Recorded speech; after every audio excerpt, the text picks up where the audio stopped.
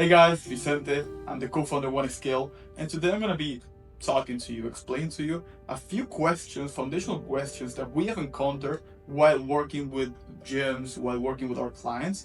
Because look, I want to be clear, I do not run a gym, so I cannot tell you how to run a gym, but I work 24 hours with gyms, 7 days a week. I have an idea where the bottlenecks are and how you can actually find a solution to those problems. So the first one is, how do you actually define a clear ICP for your gym? I would say, from my honest opinion, from not running a gym, but working with gyms, the right way would be to, you gotta understand that you cannot serve the whole market. If you're trying to appeal to the whole market, you're pretty much talking to nobody, right? And that game of actually doing marketing for everybody or doing just regular free visits, it's a game more for franchises. Franchises have the budget you do not have. Knowing that, you can identify what type of customer do you want to serve, right? Because the game of just appealing to everybody, first of all, you don't have the ads and you will waste so much money. That's a game that franchises can play. That's a game you cannot play. You need to get cash fast. You need to get a return investment quick. You need to get down the cost of acquisition. You need to identify. You most likely right now on your gym, you already have an ICP. You probably just haven't realized yet. For example, if you realize you go to a gym and you ask, what is the most common customer you have? And you can be like, well, it's usually women from 35 to 55 years old. It's like, all right, well, that's an ICP. The thing is, you gotta nail down that ICP, especially if you're running ads. Go to the customers and be like, okay, this guy was a pain in the butt to work with. This guy was pretty awesome. And while you do that with all your customers, so you can have an idea, obviously not with the 300, 400 members, but you will have an idea of what customers you get the most money off, and it was fun to work with. And once you identify a few qualities that all of them have in common, you're like, all right, well, working with these guys was awesome. So I'm gonna find new people like that. And once you identify those qualities, you can identify their specific pain points. So for example, you can say like, oh, I wanna work with overweight woman from 55 to 60 years old, right? And you can be like, well, maybe at that age, you can tailor your 6-week challenge more like, okay, I'm gonna take care of your injuries. I don't know, you just need to appeal based on the problem. I'm not 55 years old, I'm 23. So I don't know what that type of customer problems are, but I guess you might have a pretty clear idea if that's your ICP.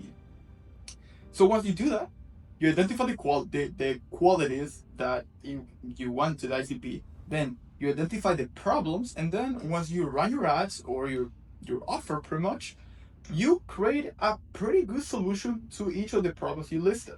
And once you do that, and you're gonna start running ads, your offer is gonna be super tailored to your ICP, and they're gonna see the ad and they're gonna be like, damn, these guys know what I'm going through. These guys understand my problem. And guess what? Your conversion rate is gonna be so much higher if you just go there to the market and be like, hey, I run a free visit for everybody.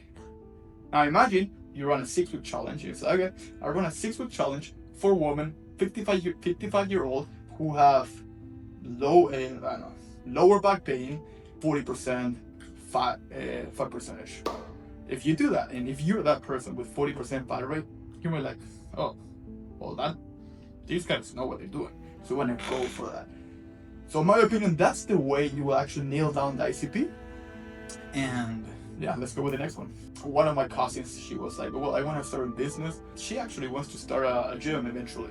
And she was like, well, but for starting a gym, I need to go study fitness. And I was like, no, you don't. And I want to be really clear about that one. I know most of the people opening gyms, you guys are like fanboys of fitness, and I totally get it. I love fitness too. I probably don't look at as good as you, but the business is one thing and fitness is another thing. Fitness is one thing. Looking good, knowing about nutrition is one thing. Knowing how to run properly a gym, it's a complete different stuff. So, in my opinion, if you want to open a gym, probably you don't need to know much more about fitness. Like honestly, you don't. Like you don't. Unless you appeal to a really specific market of people like as motivated with you, they track their macros and they track their workouts and progressive overload. But most people, they just want to go to the gym and have a pretty good time. Like honestly, they just want to go there, enjoy the time, have a nice community. Because honestly, people are bored and they're searching for a new place to be. And that's one problem we actually needed to address with one of our clients. He was like, dude, I need more clients. And you were like, no, you don't. You don't need more clients. You need to take care of the clients you currently have. His churn rate was like way above market. And he was like, well, yeah, but I cannot because in my area people are coming and leaving. And I was like, bullshit. Bullshit. If people are coming and leaving, well, just don't take those people and double down on the actually people who stay. And then we asked, so what offer are you running for the apps? And he was like, well, a free visit. And I was like, dude, what can you expect from a free visit? If your problem's already, people are coming and leaving all the time, why are you leaving a free visit? That's just gonna, that's like positive reinforcing what people currently are doing. It makes no sense. So if churn rate is one of your problems, probably leading to something that is more long term, more like a 6-week challenge maybe, or whatever you come up with. Maybe a 28-week challenge. That would be pretty cool. Yeah. How do I actually generally stand out between all the gyms that are out there? And it totally makes sense because the gym industry is pretty saturated. Like there are gyms everywhere. The thing is like, yes, there are gyms everywhere, but there are only a few of good gyms. There's only a few of them that actually build communities. There's only a few of them that actually really believe in a place where you can go and build relationships and have a great time with your family, with your community. And once you do that, they make this mind shift of, well, I'm not in the fitness industry, I'm in the community industry. And once you do that switch, it's like, it's not anymore about like, hey, how can I improve the workouts? Hey, how can I get more clients? Hey, how can I get better machines? The conversation is completely opposite. It's like, how can I make the music better? How can I make it more enjoyable? How can I actually make sure people coming here, they feel welcome, they actually enjoy their time? This guy he has been coming for 2 years. For whatever reason, he looks awesome. That's good for him, because I know he doesn't work out that much, but he's good. But he has been single. What about Maria? Well, Maria's been single too. Let's put them together, you know? So that's what I'm saying. If you do that, if you're the bridge between people, that you're actually the person who connects one human being with another one, they're gonna remember that forever. And guess what? When you do that, they're not gonna leave, bro. Everybody has their lives, but the chance of them leaving the place is gonna be decreased substantially, because you're not just a fitness provider. You become their friend. You became someone who actually make a bigger difference in their lives than just the fitness. If you want to go to the gym, as most people, probably it's not about the weight. It's not about being overweight. It's not about, it's about health, but the deeper reason is just community. It's people. Probably insecure. That's actually the problem. And if you identify that the real problem, in this case, for example, to Maria, is that she's being insecure, and she believes the reason to withstand that insecurity is losing weight. Well, maybe it's not. Maybe it's not. Maybe she just needs to go hang out with a few boys. Or maybe she has to have a lot of fun with a few girls and have a good margarita time. I don't know.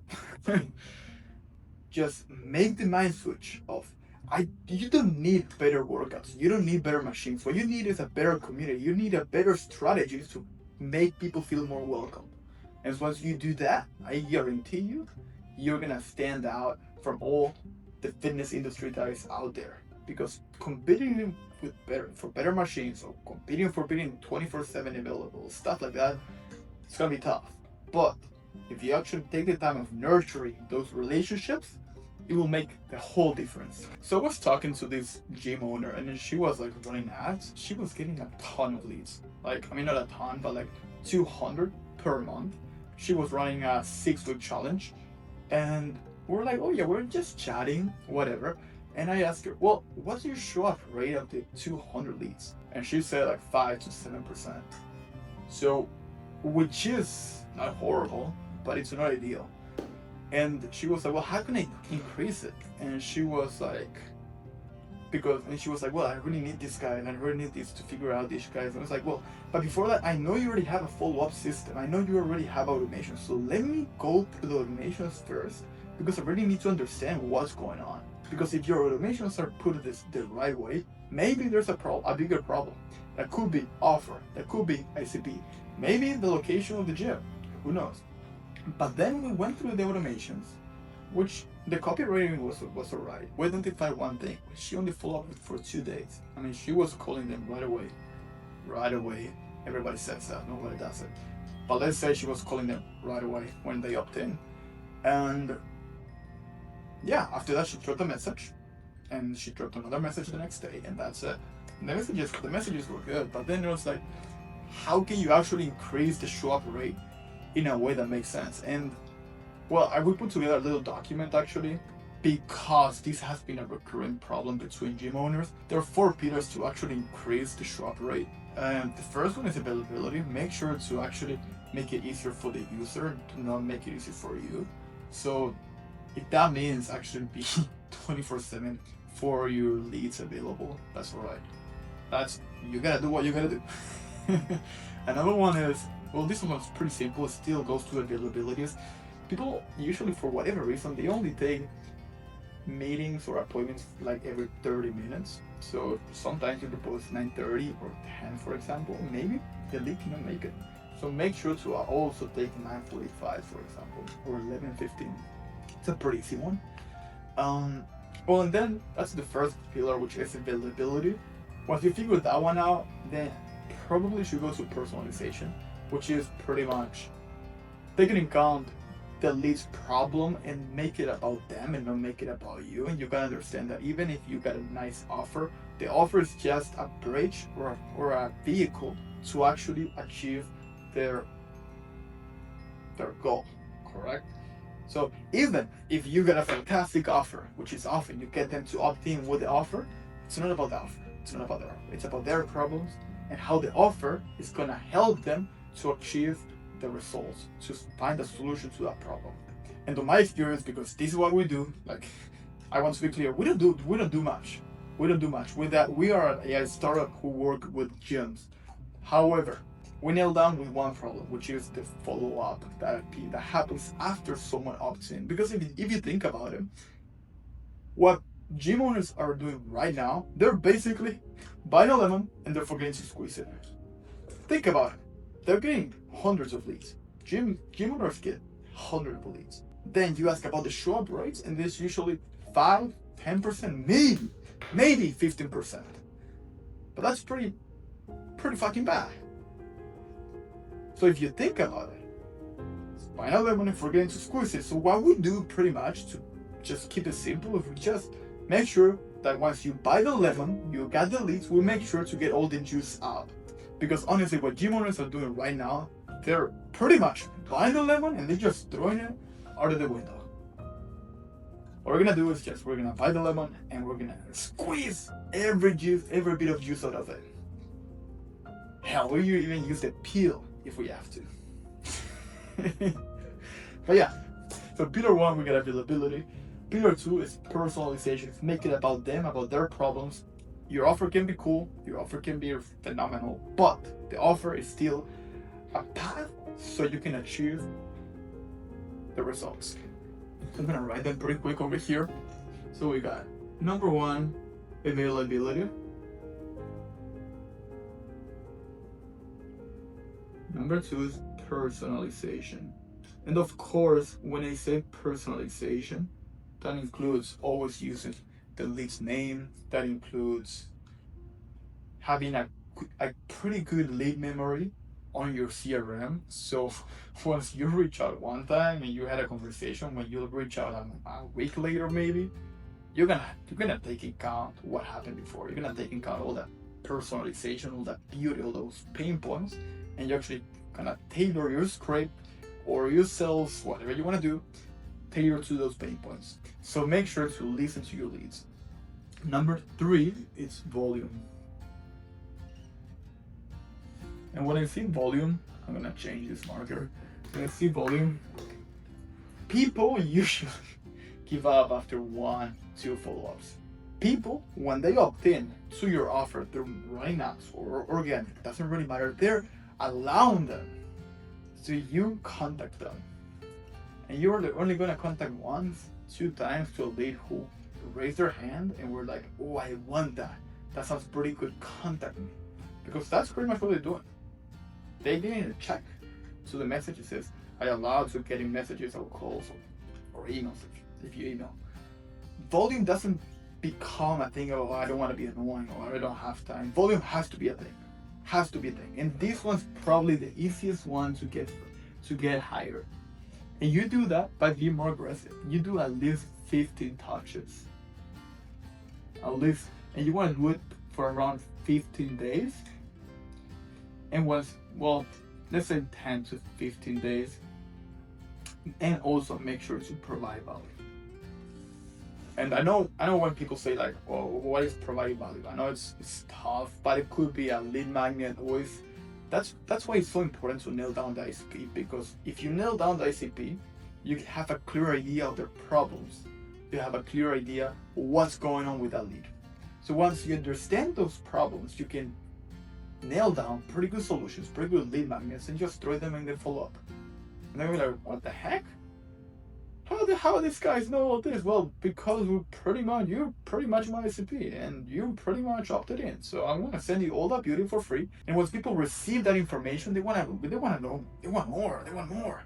So then, once you actually provide a pretty good value, of course you're gonna be calling them, you're gonna be sending SMS, emails, and then once you get them in a call, you'll be like, hey, I saw you open, blah blah blah blah blah.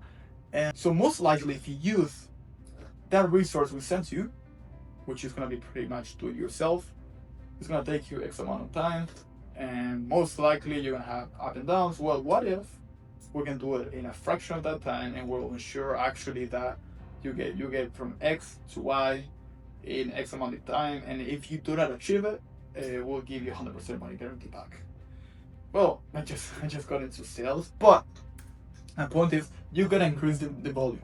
And the easiest way, if you guys want to put a quick automation, I'm going to list down a pretty quick document for you guys. I put it in a blog too, so you guys can go skim it.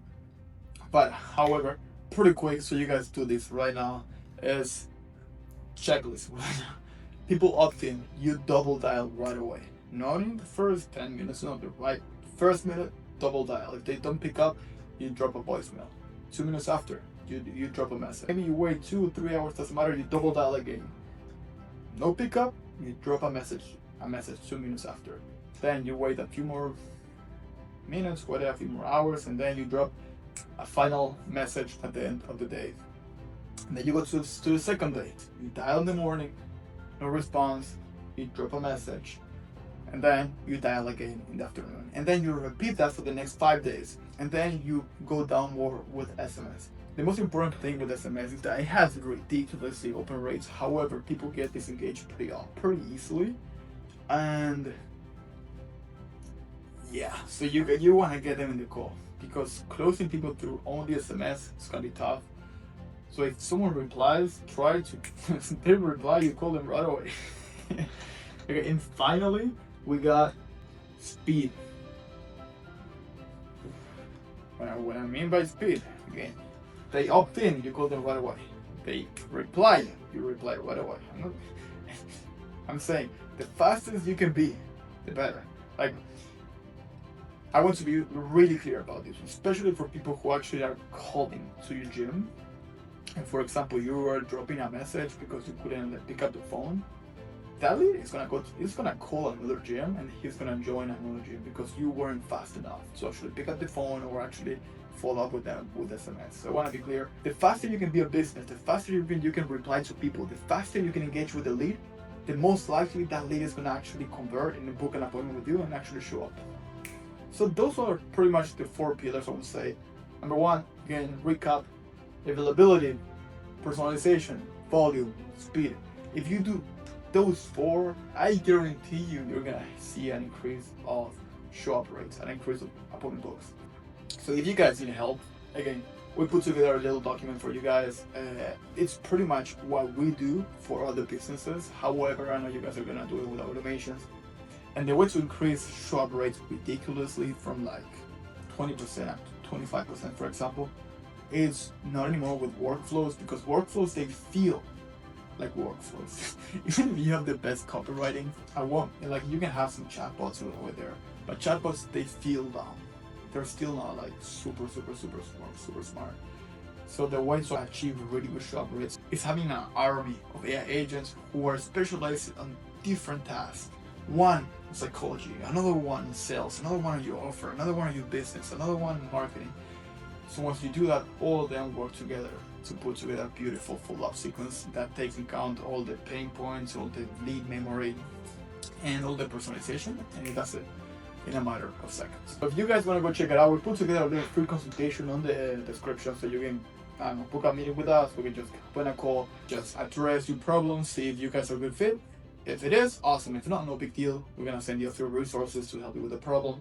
And also, we'll put together a beautiful checklist so you guys can increase the show-up rate out of the people who already opted in to the ads. So yeah, I mean, that was fun. I like it.